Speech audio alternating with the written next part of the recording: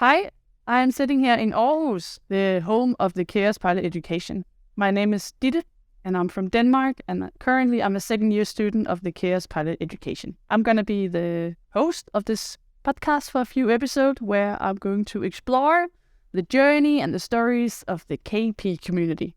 And I'm going to have some talks with some currently students and the KP alumni. And one of them is you, Christer. Yes. You're the principal of KAOSPILOT. Indeed. You've been that for many, many years. Yes, and I'm also an alumni. And you're also an alumni. Yes. Yeah. Let's try and go back in time. When did you hear about KAOSPILOT for the first time? It must have been in the beginning of 1995, I think. I bought a magazine in Sweden, and there was a radio thing going on in Sweden when I heard about KAOSPILOT. So it was a bit of a serendipity that you heard it in more than one place at the same time. So I became very curious, and I tried to figure out what is KAOSPILOT, where is it, and how on earth do you contact someone? In those days, you had to go to the library and find a phone book. So you get the phone number to Denmark, to the KAOSPILOT, etc., in order to get a hold of anyone to explain what it was. Mm. And you were in Sweden at this point, right? I was in Sweden. Yeah, you are Swedish. I am Swedish. Yes. Well, I'm more probably technically, I feel a bit more Danish, perhaps. Yeah, okay.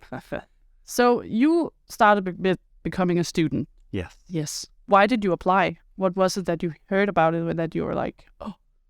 I think I was drawn a lot to the difference, that it felt different from so many other things. I was at the time in my life where I felt that I needed to do a change. I had been doing other things, and I felt that it was time now to move on to something different. And this was simply so tempting because it was a different country. There was something about the program, there was something about the whole idea of KAOSPILOT that I was very drawn to. So, but I was in doubt. So like many people, I think. And when I came to the application workshop, the one we had at that time, I was simply fascinated by all the other people that applied. I didn't learn so much about the school at all in the application workshop, but I learned a lot about who would be my fellow travelers. And that sort of convinced me that I need to take this leap. Okay. And you got in? I got in. You got in. What team were you a part of? Team 3. Team 3. Wow, so one of the very, very first team. Okay, so you graduate. Yes. When did you decide to be a principal? Or applied for being a principal? Yes, you could say that I didn't really decide in a traditional way. So I stayed in contact with the school ever since I graduated because I was very, very happy for my education. And it had been, of course, tumultuous like many other people experienced throughout the program, but I was very, very happy. So I was asked to contribute from time to time as a censor to help out with exams basically since I left the school. So with that in mind, when I decided to move back to Denmark, I had a talk with the principal, the founder of the school of Fælbæk at that time, and I asked him if he could show me some networks. What would be interesting for someone like me coming back to Denmark after all those years? What would be interesting? And he basically said, well, I could do that, but we have started an internationalization journey at the school, and would you not be interested in heading that one? So I was sort of drawn back in with this fantastic offer to help the school internationalize. So, and that must have been in 2005-06 perhaps. And then he left, and then I took over after some time. Okay, nice. And that was in 2000, 15 years ago now. Yeah. Wow. Okay. So you decided to be, now you were principal. Like, was it something that you wanted to like change, or you created this education to where it is today, right? I think that the way memory has a tendency to allure you, that you remember your rememberings, but you don't necessarily remember exactly how it was.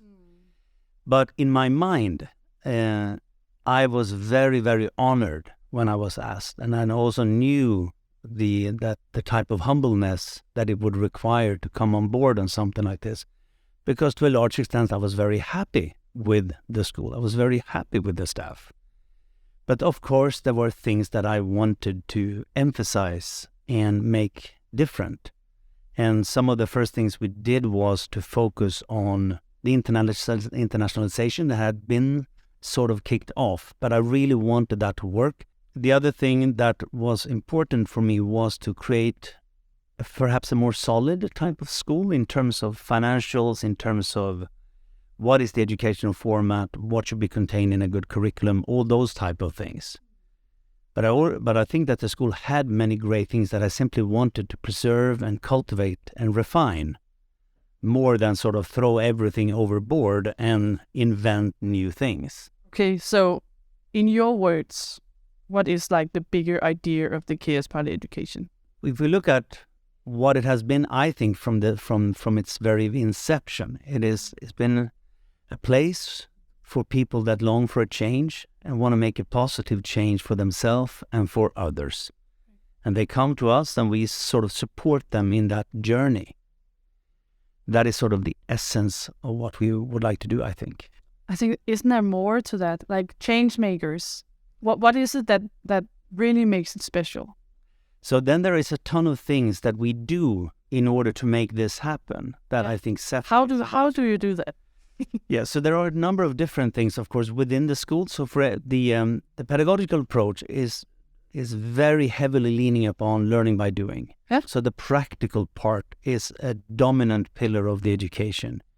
And to its uttermost extent, of course, it means that we allow and support students to work on projects that they don't necessarily have the knowledge about. You may work on a theme that you don't know, but we support with tools and with attitudes and frameworks that help people create good things even in areas that they are uncomfortable in. So that sort of learning by doing part is a massive, important aspect of the education. Another one could be the way we are organized. We don't have a classical faculty. We have teachers, or what we refer to as team leaders, who are more drawn to the idea of interpreting the curriculum and designing a good learning journey with and for the students, which is something that the other higher education don't necessarily have. They normally have professors and associate professors that provides great content, but they are not necessarily as steeped into the individual and group of students' learning journeys. So we sort of emphasize that part more, I think, than many others. Yeah. A third would be the idea that you grow as a professional, but you also grow as a person. And we take those very seriously. And this can sometimes, of course, be very confusing for students, that what is what, when does what happen, and so forth. But I think that as the education progresses, people feel that they also change as individuals. They just don't simply add a new layer of knowledge. They also become something more. Yeah, I remember you once talked about this mix of being a business school, a design school, and having all these elements in the same school. Like, why is that the good idea? I think for us, it's been a combination of choosing a path, but at the same time also something based on our traditions, like what were the things that the students were doing at the time and how do we cultivate that even better. And when you sort of zoom out, what you see is that the KAOSPILOT is effectively a combination of a business and design school, where we do some things that you would do in other business schools and you do some things that you do in other design schools. But I think also even if we would compare with other business and design schools, we go about them very differently. So we are, for instance, in my opinion, far more team or group oriented. We are far more process oriented, meaning that we work with clients, not just for clients. We are, I think, in many ways, far more explorative. Very often, I would argue, 90% of the projects we do with students, we don't necessarily we don't know what the answer is until we actually finish the project. We don't know what it is when we start. We have some ideas, some goals, some objectives. We may have some visions and values, but we don't necessarily know what constitutes a great result. Now it's been 30 years. We just had a huge party with more than 800 people. Yes. what is like the red thread through all these years? What has never changed? I would say that the most important is probably great people. There is, I've yet to encounter like a team of people where I said, I don't like them. That has never happened. And it's sort of what, for someone like me, gives energy every day, that I know that I'm working with great people that want to do great things. I think another thing that hasn't fully changed is that type of, that we are always in the making. We are always progressing to become better. We don't always succeed, and sometimes we make choices that we need to retract and redo and do something new. But that is also very much part of life. So the idea of that we as an institution is also on a learning journey is, I think, an important aspect of what this school is all about. That we don't conserve and say, it was great in 2016, let's not change anything.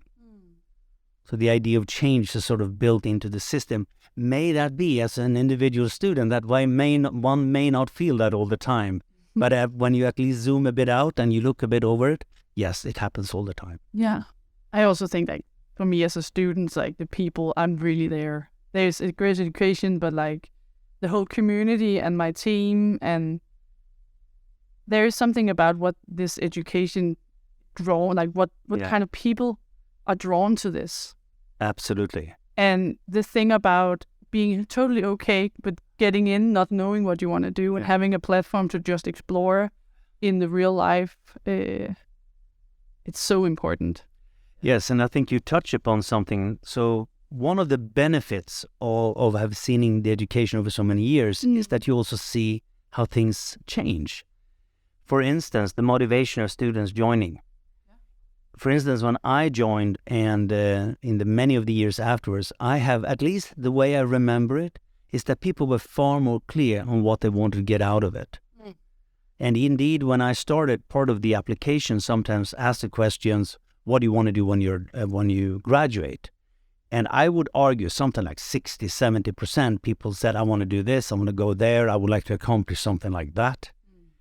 Today, when we ask, I would say 50% or say, I hope to find out throughout the education what my next move would be.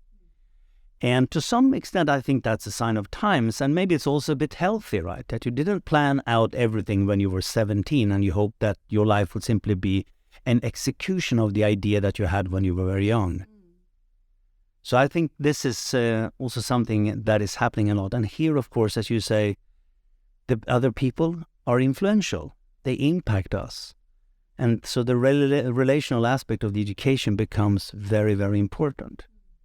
When we talk a little bit more in detail, like how much, how many lectures, how many teachers are there, and how much is project, how much is... So we sometimes explain the education that it's the education is there for you to create. So to a large extent, it depends on the individual choices of the students. For instance, in terms of projects, what they choose, etc., what they tend to focus on. And there is a leaning, of course, that towards the end of the education, you have far more authority over your own choices, etc., than you maybe have in the beginning. So I would say that in general, throughout a year, maybe you meet, again, it varies from year to year, but maybe there is something like 20 different, perhaps. 20 different types of lectures you would meet. And workshops. Workshops as well. Some of them are longer, some of them are shorter, of course, but around 20. I think I would say on average, maybe a student would do 5 to 6 projects, perhaps, something like that. Like one per semester. Yes. Something you're out in the real world. Yes. Yeah. But on top of that, of course, as you probably have also experienced, is that then students do projects on their own. They are not necessarily part of the official program, but effectively, they also play into the idea of learning, into the idea of becoming. So what the school also does is that it provides frames for projects that are more, maybe in an official language, you would say extracurricular. But for us, that becomes really important as part of the entire learning journey. Why would we not sort of look favorably upon what students are doing that is not necessarily part of the program, because it simply adds up to the learning journey. Yeah. Okay. So you've been here for 15 years. Another thing that I heard about the Chaos Pilots when I applied was like the whole like how we're meeting in like parties and all of these crazy stories about the things that Chaos Pilot did as a community. Yeah. People like, can you tell a little bit like, do you have any like, what is the first one that comes to your mind? Is there a party or something that you just remember something specific from? The first immediate, when you started to talk, the first party that came through my mind was my own welcoming party when I was accepted as a student, and the team that came before us, they threw a welcoming party to the school.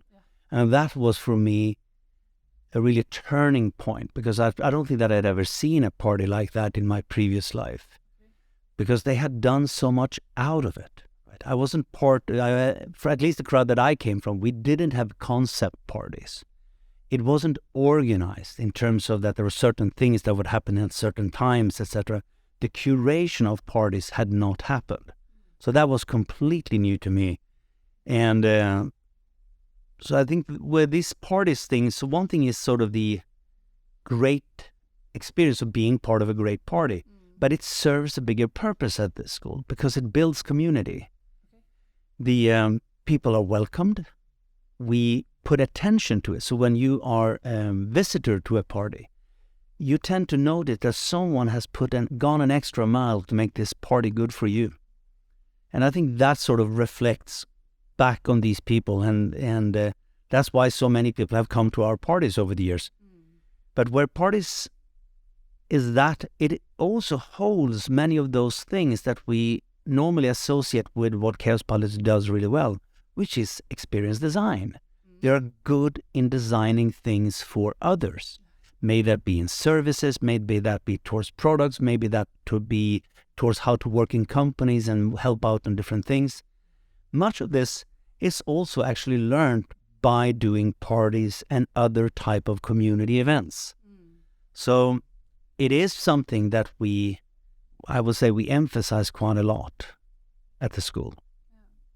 We have this book on our literature list that said The Art of Gathering. Yeah. And I would say like it's one of the things that KAOSPILOT is just like experts in, is this art of gathering, and what so many people with like a passion for making something happen. Yeah, I so much agree. And if it's simply part of the selection process to get into the school, I would not be entirely sure. I think there is also something about getting into the school and then you sort of adhere to that is the way we are around here. And what I think that's why the absolute majority of people really enjoy this is because that is very fundamentally human. How do we meet and greet other people? How are we together? And what we often experience is, if it's not curated, it is by chance. When you meet someone at the street and you experience something that you said, that was great, yes. But the idea is sort of, can we do that intentionally? Can we make that happen over and over again and just say, it isn't just sheer luck? So that is something that I think also will become increasingly important in the future, despite all the technology, or maybe just because of all the technology and all the digital things. You need that personal meeting with other people. Yeah, just also getting into like the chaos part is a lot about the network, right? Yes. So when you hear someone saying, I'm just in the chaos pilot and I'm looking for someone who's really good at, I don't know, something. They are everywhere in the world, right? What is it that works when you say I'm a chaos pilot to someone who maybe heard about the chaos pilot or have been a chaos pilot yourself? I think that if you look at it neutrally first, like anyone that has ever heard about it, and you could meet a random person in that group. Yeah. I think the first is that people have opinions about what it is, or that, I've heard about it. What is that all about? So it is something that is triggered, I think, by the sheer difference. It's not this. Then it surely is something else, right? And then I think that most people that have ever experienced the Chaos Pilot or done a project with the Chaos Pilots, they have a good experience out of that. They got something valuable out of that. So that means that our network, even beyond former students and graduates, is that people and organizations tend to look favorable upon new students that come. So you come from this school. Clearly, this is 20 years since I met someone from the Chaos Pilot, but surely you are cut from the same cloth, basically. Yeah. And that's also like how we are using that in further projects. And like, if you just had a project with someone and like, then they knew about it, like they probably, if it's like, oh, but I know someone who could maybe help you. And then it's, because many doesn't know like what a Chaos Pilot is and how to explain that with being like, we are business school, but also design school, and what we're really good at, like this and this, and being reflective. And that's why like the Chaos Pilot is just, it's almost safe that if someone says, oh, I'm actually a Chaos Pilot too. Nice. Yeah. And I think that for most people that have gone to the school, the idea of networks is so, but the idea of networks and the value of networks, that has not diminished. And I think that what this school acts as is some sort of connector to many of these people that have had experiences in their life. And most people that come out then from here, they have a positive experience, maybe not about everything, but the general idea that why would I not support other people that are going to go through the same journey as I do? So today, of course, so many years later, we have tons of examples of how people have supported each other in their careers and perhaps in personal challenges. Yeah. What kind of people should apply for the school? Oh, it's a great question, because, of course, the danger is this. We are saying always that we want the diversity, and that is true. We really don't want everyone to be a certain type of person. But I think that there are some like fundamental things that I think overwhelmingly will be very, very helpful. Yeah. One is that I think that people that have joined the school eventually, all in the same capacity as they were looking for some sort of change. They wanted something to be different. In the world. Yes. Yeah. And indeed with themselves, right? I wanted to become something more, or I wanted to explore something that I hadn't done before. Then, exactly as you point to, you have sort of a higher aim. You are in this not just for you, but you would like to do something that benefits other, whatever that may be. That doesn't mean that everyone needs to start an amnesty. It can be smaller projects, it can be collaborations, it can be anything.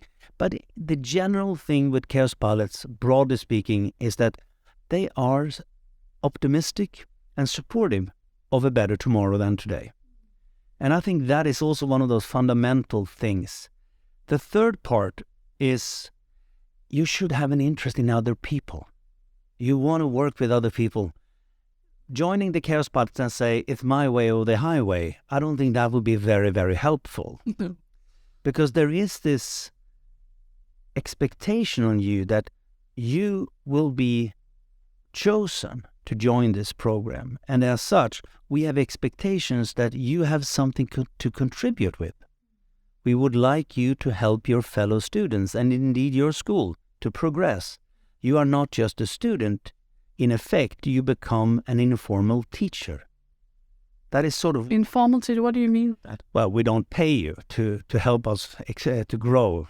No? The other students don't necessarily pay you either for helping them. So part of your learning journey is also your generosity towards others. You would like to support them. That's also often what we talk about. It's a team-based education. That we have sort of this group of people that are on a joint journey with you, and we have a joint responsibility, at least sort of fundamentally speaking.